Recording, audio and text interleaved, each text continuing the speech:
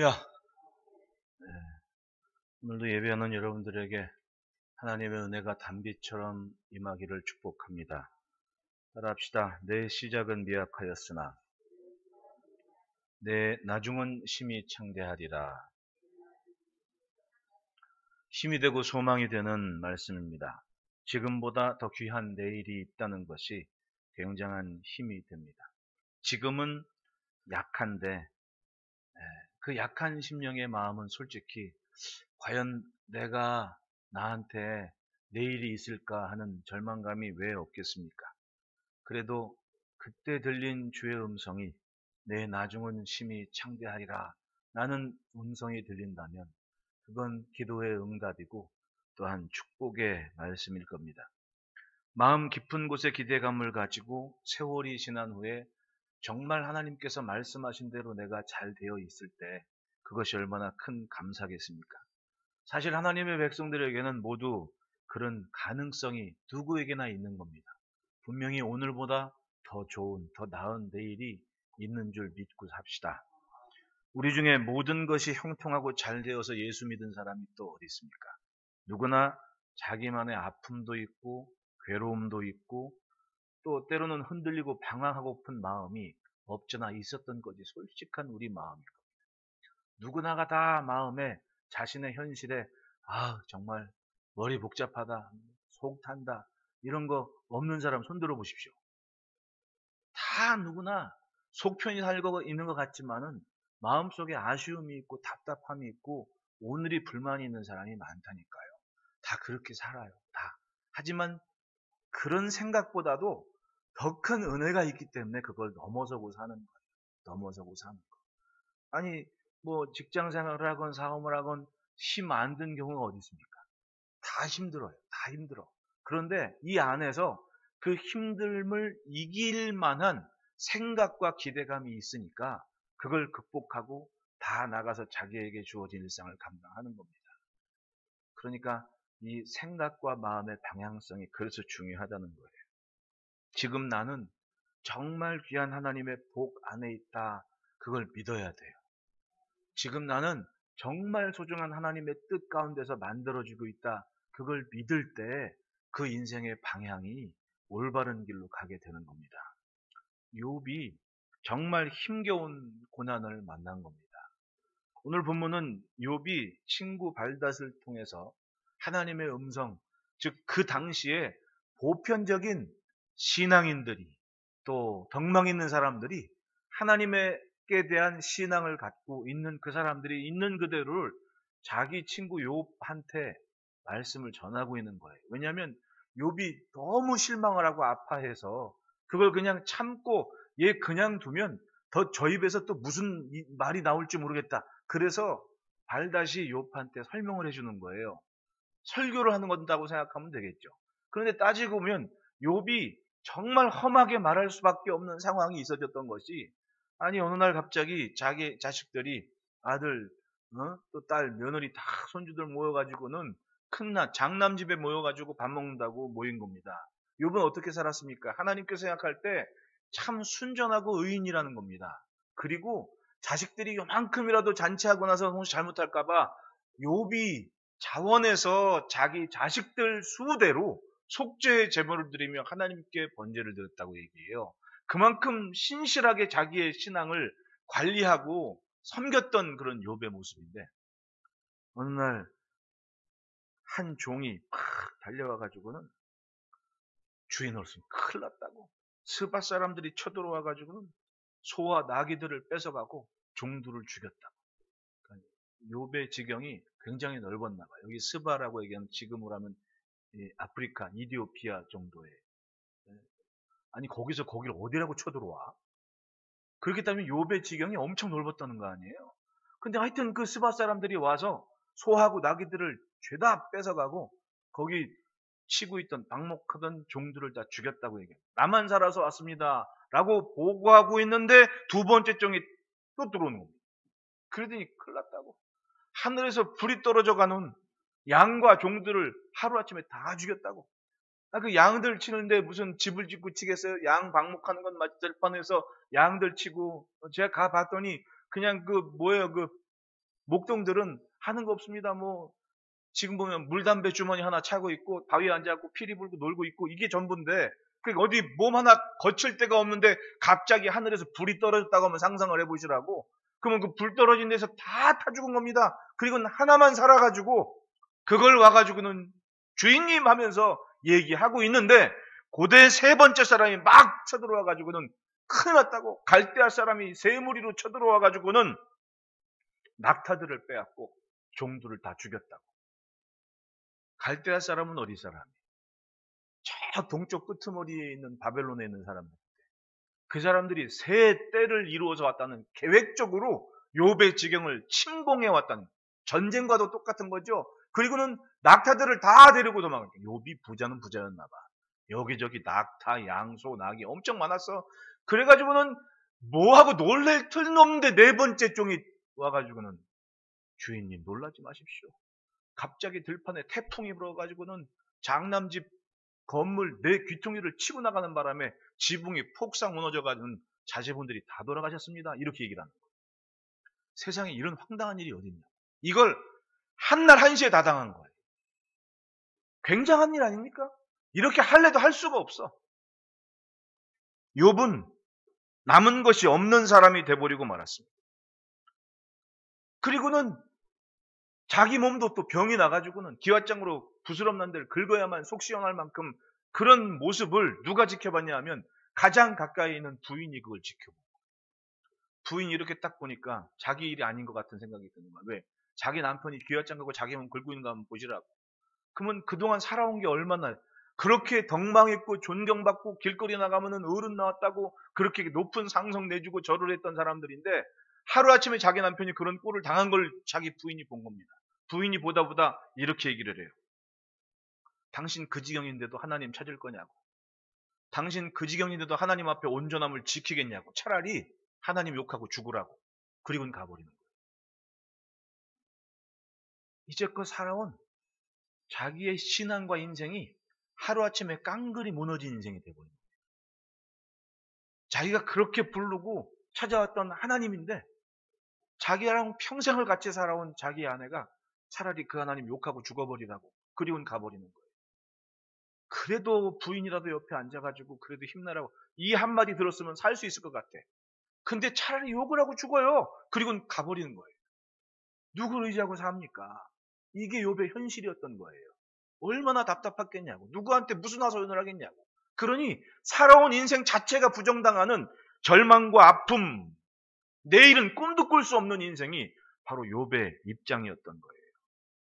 근데 그런 욥에게 친구가 그렇게 얘기를 해요. 네 지금은 미약하지만 나중은 심히 창대할 거야.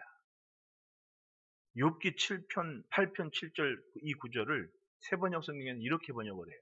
예, 좀 쉽게 설명을 이해가 가게끔 제가 찾아봤더니 처음에는 보잘것없겠지만 나중에는 크게 될 것이다. 요것도 좀 들어서 또 쉬운 번역을 찾아봤어요. 그랬더니 그러면 지금은 보잘것없이 시작하겠지만 나중에는 위대하게 될 걸세. 그러니까 친구가 얘기해주는, 근데 이게 사실은 이 욥기는 식구거든요, 식구. 그러니까 뭐 무엇을 택하든 일단 이해는 돼. 뭐냐면 지금 형편없이 망가진 모습이지만 앞으로 나중에는 위대하게 될 거야, 잘 될 거야, 이렇게 위로를 해주고 있는 겁니다. 그 어떤 주저앉은 심령일지라도 사실은 하나님의 말씀에 귀가 트이면 그 심령에게는 은혜가 임하는 거예요. 근데 사실 욥의 형편이 그렇습니까? 욥은 무슨 말을 들어도 이게 납득이 되지 않고 용납이 되질 않아요. 그래서 욥이 무슨 말을 하냐 하면 욥기 7편 19절로 21절 그 앞부분을 보면 주께서 내게서 눈을 돌이키지 아니하시며 내가 침을 삼킬 동안도 나를 놓지 아니하시기를 어느 때까지 하시리이까? 사람을 감찰하시는 이여 내가 범죄하였던들 주께 무슨 해가 되오리이까? 어찌하여 나를 당신의 관역으로 삼으셔서 내게 무거운 짐이 되게 하셨나이까? 즉 이 말은 하나님께서 나를 탁해 삼아서 화살을 쏘아대는데 내가 침 한 번 삼킬 틈도 없이 그렇게 화살을 날리고 계신다는 얘기입니다. 도대체 내가 무슨 죄가 그렇게 많았? 아니 내가 서로 죄를 지었다 한들 하늘에 계신 하나님께 그 죄가 털럭만큼 또 무슨 해가 되길래 나를 이렇게 숨 삼킬 틈도 없이 그렇게 몰아치십니까 하나님? 이렇게 얘기하는 거예요. 그리고는 21절 보십시오. 주께서 어찌하여 내 허물을 사하여 주지 아니하시며 내 죄악을 제거하여 버리지 아니하시나이까. 내가 이제 흙에 누우리니 주께서 나를 애써 찾으실지라도 내가 남아있지 아니하리이다. 즉 침 삼킨 틈도 없이 나를 그렇게 관역 삼아 화살을 쏘아대시는 하나님 계시니까 나는 이제 죽습니다. 내가 죽어 흙으로 돌아가니까 나를 이 땅에 찾으신들 하나님은 나 볼 일 없을 겁니다. 이렇게 얘기하는 거예요. 그러니까 이 욥이 얼마나 지금 괴롭다는 얘기입니까? 자기 부인도 자기를 이해해 주지를 못해. 차라리 그 평생 믿어온 하나님 욕하고 죽어버리라고 세상에 그런 저주가 어딨냐고. 그러니까 속상한 거지. 침을 꼴딱 삼킬 틈도 없이 하나님께서 자기를 공격하는 것처럼 느껴지는 겁니다. 이젠 살 만큼 살았고 죽어도 된다 이제.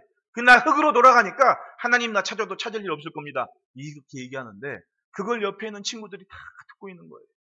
그러다가 친구 발다시 이렇게 얘기를 해요. 2절 말씀 보면 네가 어느 때까지 이런 말을 하겠으며 어느 때까지 내 입의 말이 거센 바람과 같겠는가. 즉 그렇게 얘기하는 걸 이렇게 듣고 보니까 하나님은 하나님이신데 너 언제까지 그렇게 찬바람 쌩쌩 불면서 네 입에서 그렇게 거센 바람을 토해낼 거냐. 네 앞에 있으면 마치 여기서 선풍기 3단 돌아가는 것 같다. 이렇게 얘기하는 거 아니에요. 말을 토해내는데 온갖 참담한 말을 아니 내가 하나님 관역입니까? 나 이제 죽었으니까 찾지 마십시오. 이렇게 얘기하는 걸 들으니까 거센 바람이 막 입에서 막 토해내는 것 같으니까 발다시라는 친구가 그래도 옆에 기도하고 은혜 깊은 친구가 있는 게 고마운 줄 알아야 돼.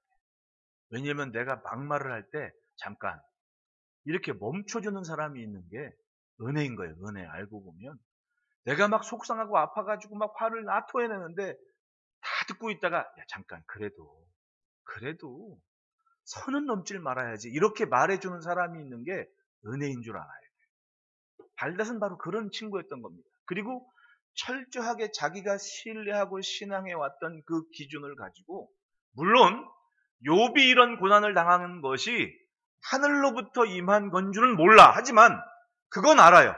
나는 어떠한 상황에도 하나님은 놓치지 말아야지 하는 생각을 가진 친구가 옆에서 그 얘기를 지금 해주고 있는 겁니다. 너 지금은 이 꼴이어도 네 나중은 지금보다 훨씬 잘 될 테니까 너 그 입 좀 막어. 이 얘기를 하고 있는 거예요. 힘겨운 때입니다. 불평불만을 다 토해냈습니다. 그렇지만 옆에서 생각의 틀이 건전한 친구가 욥의 고난의 이유가 뭔지는 몰라도 보편적인 사람의 신앙과 신학적인 성경적인 가치를 가지고 지켜야 될 기준은 이거다라고 말을 해주고 있는 거예요.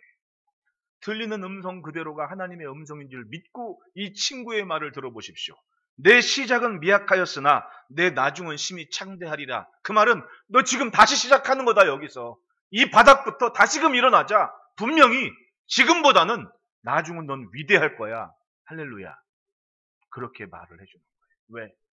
친구는 하나님을 믿는 신뢰하는 믿음을 가지고 욥한테 지금 권면을 하고 있는 거거든요. 그 의미를 보십시오. 첫째는 따라합시다. 하나님은 공의로우시다. 3절 4절에 하나님이 어찌 정의를 굽게 하시겠으며 전능하신 이가 어찌 공의를 굽게 하시겠는가. 내 자녀들이 주께 죄를 지었으므로 주께서 그들을 그 죄에 버려두셨나니. 이 말은 뭐냐면 얼핏 듣기로는 그거죠. 야, 네 자녀들은 죄 때문에 죽은 거야. 그렇게 말을 할 수밖에 없었던 거예요. 왜? 이게 유대교의 사상이고 전통이고 분별의 기준이거든요. 심지어 예수님 오셨을 때에도 앞을 못 보는 사람이 있을 때 뭐라고 얘기해요? 제자들이. 예수님, 저 사람은 날 때부터 저렇게 앞을 못 보는데 좀 누구 죄 때문입니까? 이렇게 얘기하잖아요. 이 사람들은 사람이 살면서 실패하거나 고통이 있거나 고난이 있으면 그게 죄 때문인 줄 아는 사람을 그런 생각을 가지고 대대로 살아온 사람들이거든요. 그러니까 뭐 이렇게 사람이 좀 살다가 만약에 장애가 생겼으면 그건 자기 죄 때문에 그런 거다 라는 생각을 갖고 있는 사람이에요. 모두가 다. 근데 날 때부터 그런 거는 저건 도대체 누구 죄 때문이냐고 이렇게 물을 수밖에 없는 게 그 유대인들의 사고거든요. 그러니까 예수님께서 그런 답변을 하시죠. 야, 실로암 망대가 무너져갖고 150명 죽은 게 그 사람들 죄 때문인 줄 알아? 너희들도 회개 안 하면 다 죽는 거야. 이렇게 말씀을 설명을 해주지 않습니까? 죄의 문제가 아닌데 당시의 유대교의 뿌리 깊은 신앙과는 저건 뭔가 죄가 있어서 하나님께서 죄 가운데 내버려 두신 거다라는 생각을 갖고 있는 상태에서 그 시대의 어른이고 가르칠 만한 자리에 있는 사람들인 이 발닷이 그 얘기를 하고 있는 거예요. 보여지는 상황 그대로 그게 죄 때문에 죽은 건 줄 누가 알겠느냐. 그건 우리 힘으로 어찌할 수 있는 게 아니다. 다만 이건 분명하다. 하나님은 공의로우시다. 발닷이 믿는 것은 하나님은 공의로 이 세상을 다스린다는 겁니다. 삶의 결실과 세상의 현실은 하나님께서 다스린다는 믿음을 갖고 있는 거예요. 그 믿음을 가지라는 겁니다. 아프지만 그걸 인정하고 하나님께로 대한 시선과 믿음은 흔들리지 말라는 거예요. 저는 세상은 하나님의 작품이라고 믿어요. 여러분 믿으십니까? 세상은 어찌하든 하나님 작품인 게 맞아. 내가 가만히 들어. 제가 얼음을 이렇게 깨다가 이렇게 깨다가 보면 한장로님이 오셔. 그러면 수고하십시오. 그러고 들어가 버리거든. 그 어느 날은 또 얼음을 또 이렇게 깨고 있으면 또 신장로님이 또 와요. 아이고 목사님 뭐하냐고. 내가 한다고. 그러더니 신장로님이 또 망치 들고 어쩌고저쩌고 깨셔. 그 어느 날은 아주 추운데 요즘 겨울이 왜 이런지 모르겠어요. 한 3일 춥고 4일째 덥고 이런 게 있어야 되는데 내리 추워버려. 그 눈 녹이 얼음이 풀리지를 않으니까 한 날은 얼음을 이렇게 깨다가 신기한 걸 생각이 드는 겁니다. 야, 이렇게 얼음이 꽝꽝이고 담장에 눈이 그대로 있잖아요. 저 3월까지 가거든. 근데 한날 비가 쫙 오면 그렇게 꽝꽝 얼었던 얼음이고 눈이고 다 사라지잖아요. 눈녹도 사라진다는 게 그런 말이잖아요. 봄비가 오면 다 사라지거든. 그래서 내가 이걸 깨다가 주여, 봄을 빨리 주십시오. 봄이 빨리 와야겠습니다. 네? 그 혼자 웃었는데 신기하잖아요. 어쩜 그렇게 세상 돌아가는 이치가 그러는지. 그러더니 곧장 날이 푹푹해가지고 얼음 안 깨도 되게 얼음이 그냥 툭툭 떠버리더라고. 야, 이거 참 대단하다. 이게 사람이 하는 일이겠냐 이게. 발닷은 욥에게 그 하나님을 믿으라고. 그분은 의심하지 말라. 하나님이 어찌 정의를 굽게 하시겠으며 전능하신 이가 어찌 공의를 굽게 하시겠습니까? 즉 하나님께서 하시는 일은 언제든지 옳다. 욥의 지금 마음은 하나님께서 자신을 관역 삼아 화살을 쏘시는 것 같은 아픔과 괴로움과 고통입니다. 마치 자기한테 침 삼킬 틈도 주지 않고 화살을 쏘아대는 그 하나님께 해도 너무하신다고. 내가 그동안 믿어온 세월이 얼만데 내가 죄를 얼마나 졌든지 그게 솔직히 하나님한테 무슨 손해가 갔길래 나를 이 모양으로 몰아세우시냐고 그렇게 원망을 하고 있는 겁니다. 근데 그거를 친구들이 듣다가 뭐라고 말은 못하겠고 그래도 내 말 좀 들어봐. 하나님께서 하시는 일은 옳다니까.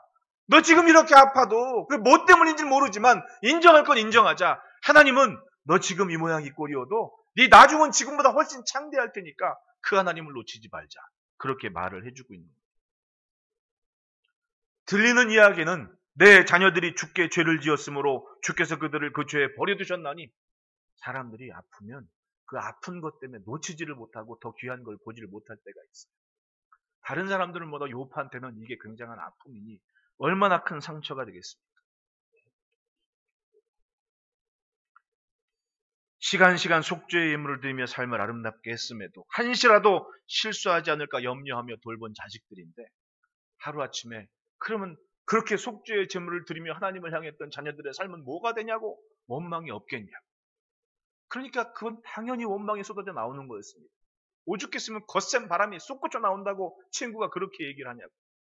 그러니까 지혜로운 사람은 거센 바람 솟구쳐 나올 때 그걸 멈춰줄 수 있는 은혜로운 심령이 옆에 있어야 돼요. 내가 속상할 때 내 옆에 그래도 은혜로운 사람이 그 말 듣고 스톱 해줄 수 있는 사람이 있으면 그 사람은 살아요. 근데 누가 속상하다고 막 선풍기 바람처럼 쏘아대고 있는데 맞아. 옳았구나. 부채질을 하면 어떻게 돼요? 그럼 둘이 손잡고 지옥불에 가는 거랑 똑같은 거예요. 웃는 사람은 좀 그런 경험이 있는 사람인데? 세상 누릴 건 못 누린다고 그들이 복된 인생이 아닌 것이 아닙니다. 꼭 누릴 것을 누려야 복이 아닙니다.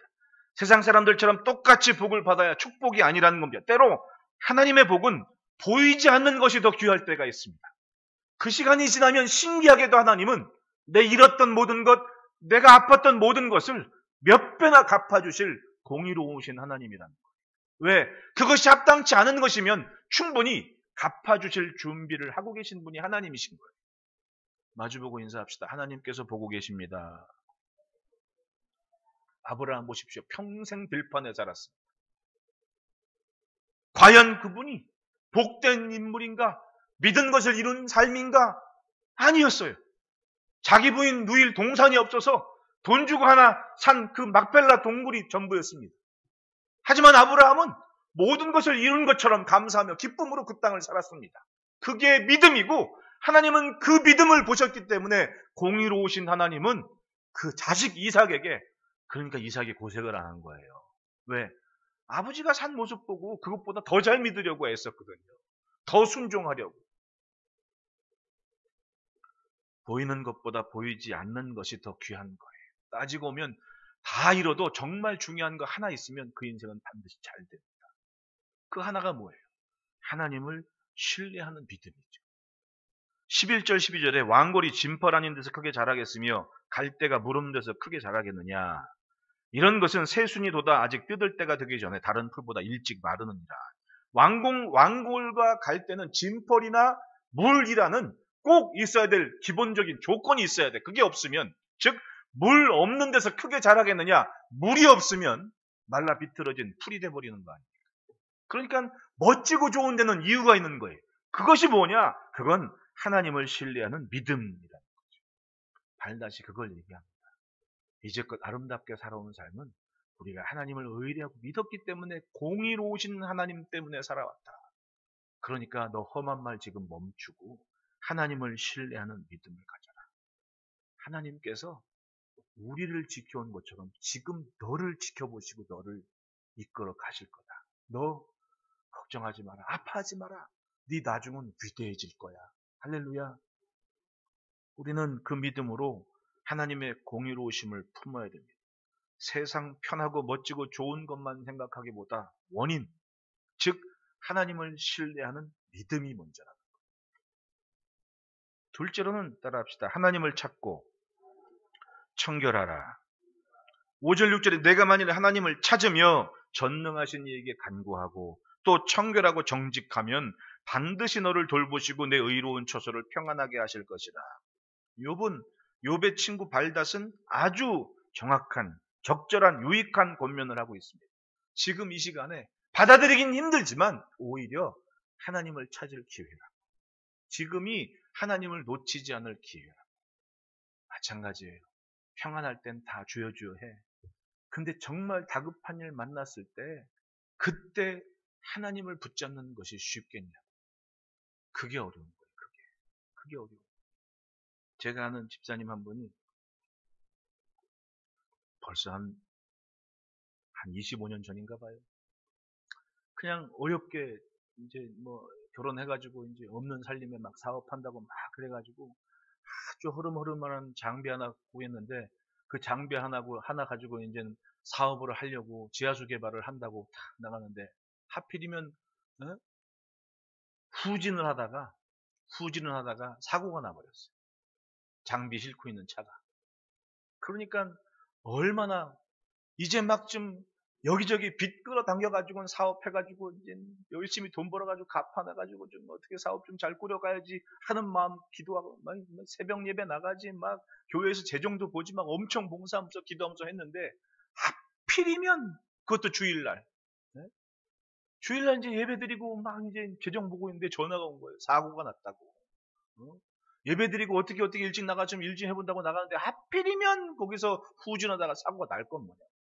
그러니까 절망 중에 이 집사님이 아무 생각이 안 나더래요. 근데 그래도 그 재정 보면서 딴 생각이 안 난다. 사고는 남편이 났으니까. 어떻게? 그래서 할 건 없는데 막 생각이 막 만감이 교차되고 이 복잡한 게 나는 열심히 하려고 그러는데 왜 이러냐? 나는 기도하면서 새벽예배도 안 빠지고 기도하면서 그렇게 좀 일어나 보려고 그러는데 왜 현실이 이러냐? 막 그런 생각이 막 드는데 놀란 마음이 착 진정시키고 보니까 그래도 기도해야 되지 않냐? 그런 마음이 들더래. 지금 은혜지, 은혜. 그러니까 내가 지금 비켜가지 않을 만한 생각이 들게 하는 것조차도 우리 찬송했듯이 은혜야. 내가 사는 거 알고 보면 나 잘나서 그런 게 아니라 은혜야, 은혜. 가만히. 그리고 묵묵히 기도하면서 눈물 흘리며 기도하면서 나는 왜 이래요? 내 사는 거는. 그러는데 이틀 지나니까 알겠더래.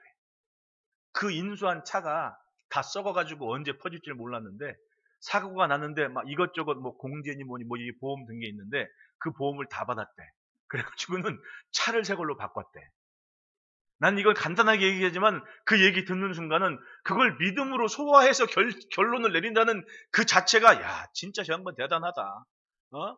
그렇게 진짜 어떤 사람은 이 상황에서 절망을 하고 막 땅을 치고 한탄을 하면서 나는 기도하는데 왜 모여 할 만한데 야 이건 하나님이 하시냐? 하나님이 일부러 사고 내셨을까?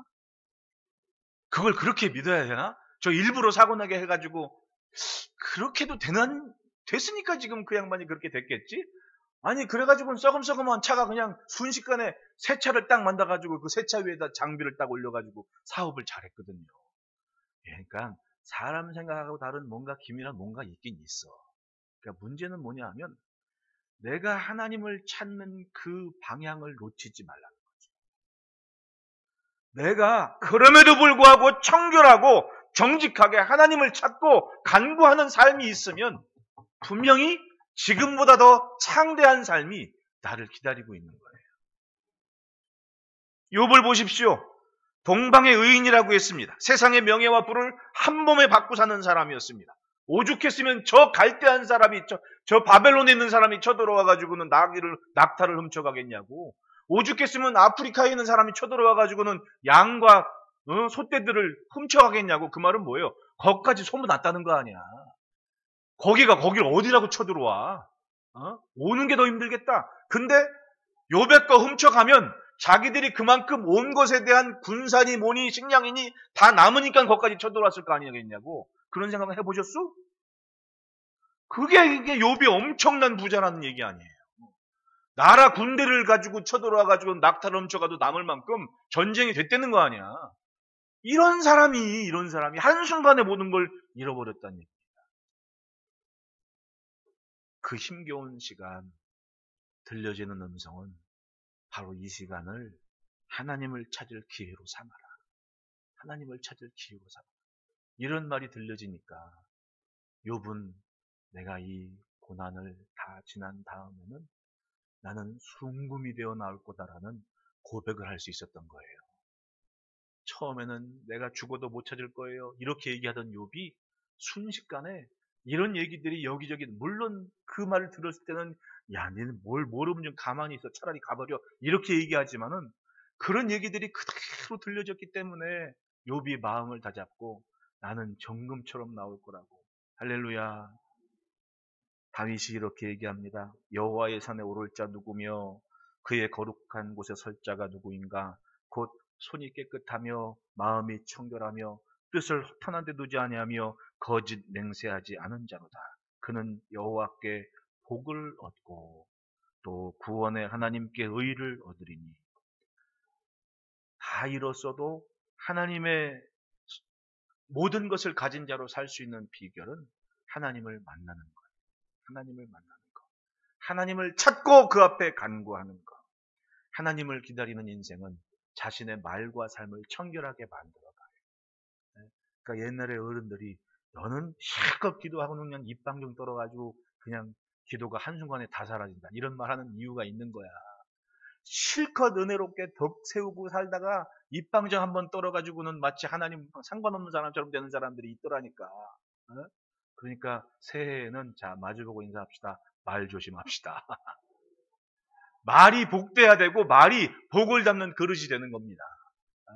그러니까 발닷은 참 적절한 시기에 욥한테 너 지금이 하나님을 찾을 때고 그리고 기도할 때야. 너 청결하고 정직해야 돼 라는 말을 해주고 있는 겁니다. 그런 인생이 내 시작은 미약하였으나 내 나중은 심히 창대하리라. 따지고 보면 하나님께서 욥을 신뢰했기 때문에 만나는 일 아니었습니까? 처음으로 돌아가서 한번 상상을 해보시죠. 욥기 1편에 무슨 일이 있었는지. 사탄이 욥을 시기할 만큼 잘 된 거 아니에요. 얼마나 시기했으면 아프리카에서 저 바벨론에서 거기를 어디라고 쳐들어와가지고 욥한테 그렇게 해코지라고 하겠냐고. 동방의 의인이라는 얘기는 아주 그냥 저 구석까지 욥하면 알만한 인물이었다는 얘기입니다. 그러니 사탄이 시기를 하잖아요. 결국은 하나님이 얼마나 신뢰했냐면 네가 그렇게 얘기하면 그래 좋다. 너 욥 생명은 건드리지 말고 나머진 네가 할 수 있는 것 다 해라. 그래가지고 여기에 진창이 걸린 거야. 목숨은 그냥 붙어 있어. 숨은 붙어 있어. 그 말은 하나님께서 욥을 얼마나 신뢰했냐면은 욥은 깡거리 다 사라지고 숨만 붙어 있어도 나에 대한 신앙만큼은 지킬 사람이야. 할렐루야. 하나님이 그만큼 욥을 신뢰했다는 거 아니에요. 그러니까 하나님 잘 믿는 사람도 대단한데 하나님이 그 심령을 믿어주는 게 더 대단한 거예요. 응? 옆에 사람 2초만 쳐다보십시오. 바로 이분을 하나님께서 신뢰하고 계시다는 거예요. 얼마나 좋은 분들이 내 옆에 있습니까? 그 기대감을 갖고 내가 살고 있는 거예요. 감사해야죠. 적어도 내가 어긋난 길 갈 때 잠깐 해줄 분들이 바로 여러분들이 지금 쳐다보신 분들이에요. 그런 분들이 다 있기 때문에 내가 오늘도 은혜롭게 살고 있는 거예요. 그러니 청결하고 정직하게 하나님을 찾고 신뢰하는 믿음의 발걸음을 지켜갑시다. 그리고 셋째로 따라합시다. 하나님은 여전히 하나님이시다. 친구가 욥한테 그 얘기를 해줘요. 8절에 청하건대 너는 옛시대 사람에게 물으며 조상들이 터득한 일을 배울지어다. 여러분, 믿음으로 살아낸 삶은 보석과도 같은 삶이에요. 이삭이 그렇게 힘겨울 때 잘되고 형통하는 길에 갑자기 만난 그랄 목자들과의 다툼에서 현실에 연연하지 않고 그 무리를 데리고 그 좋은 평야에서 산지 쪽으로 올라간 이유는 다른 게 아닙니다.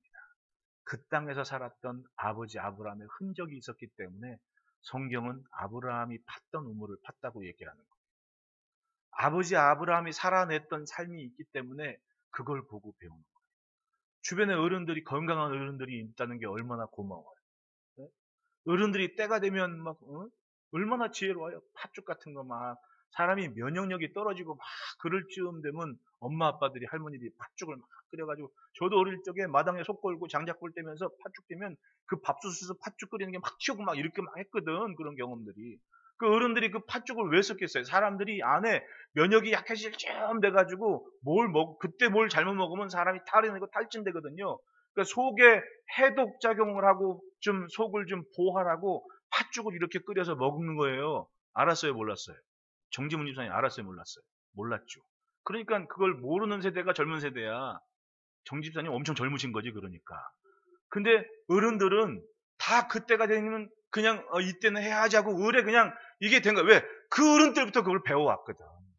아 요쯤 되면 요런 걸 먹어야 돼. 제철에. 그러면 따지고 보면 다 이유가 있는 거야.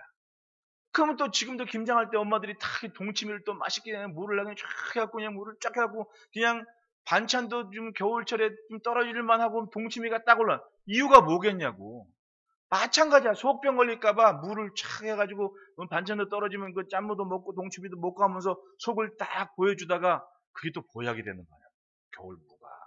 그러면서 몸을 쫙 관리하게끔. 세상 돌아가는 이치가요. 이거다라고 가르치진 않아도 그런 어른들 보고 배운 게 다 있기 때문에 나도 모르게 살림하는 엄마들이 밥상 차릴 때 그런 생각을 하면서 하게 되는 거 아니야.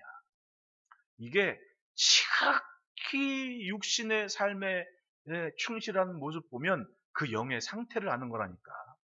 그러니까 뭐 영이라고 신령하라고 맨날 기도 많이 하고 뭐 꿈꾸고 이런 게 신령한 게 아니야 사실은. 경건하고 거룩한 삶의 덕은요. 엄마들이 집에 살림을 어떻게 해가나 식구들에게 어떻게 사랑해 대하나 그런 거.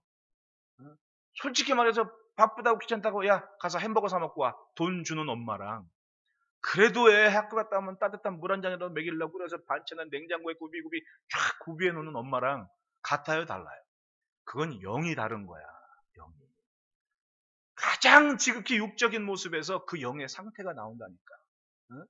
그냥 뭐 좀 하면 막 애들 막 떠들고 시끌시끌거려 말 그냥 걸까봐 그냥 핸드폰 줘버리고 야 너 이거 갖고 놀고 있어. 그거랑 애기들이 얘기할 때 복잡하도 내 심령은 복잡하고 어지러워도 그래 그랬구나. 그래 그러면 이거 한번 해볼래? 하는 엄마랑 영의 상태가 같냐고. 그 여러분 잘 사시는 분이 영도 건강한 거예요. 응? 잘 건사하시는 분들이 영도 건강한 거예요. 가만히 내 말이 틀린지 맞는지 한번 생활 속에 검증을 한번 해보시라. 응? 그냥 애들은 학교 온다고 그걸 뭐든 밥 먹다가 그냥 옆에다 그냥 이슬이 놓고 그냥 이슬이 누군지 알죠? 그게 어떻게 엄마가 할 짓이냐고 대낮에 점심에.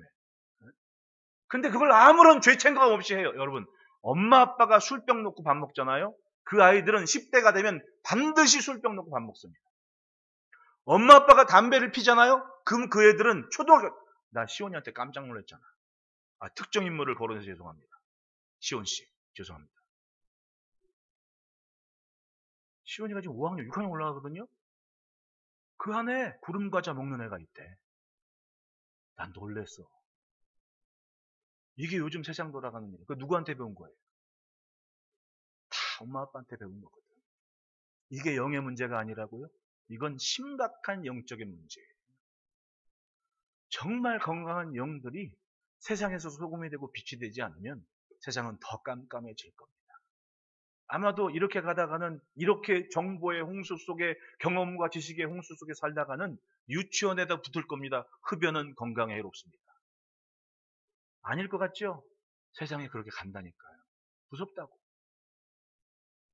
여러분 예수 잘 믿읍시다.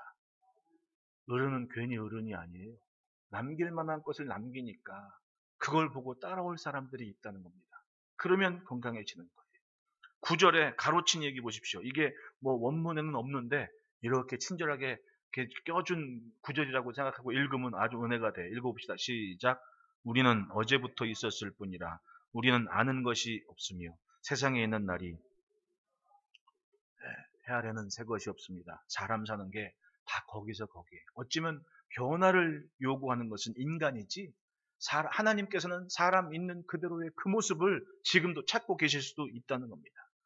인생 혼자 사는 것처럼 탄식하고 괴로워하고 달관의 경지로서 딱 이렇게 살 게 아니고 어른들이 어떻게 살았나 그렇게 삶의 교훈을 찾고 그걸 지켜가면 그게 건강한 거예요. 주변에 건강한 어른들이 있는 걸 감사해야 돼요.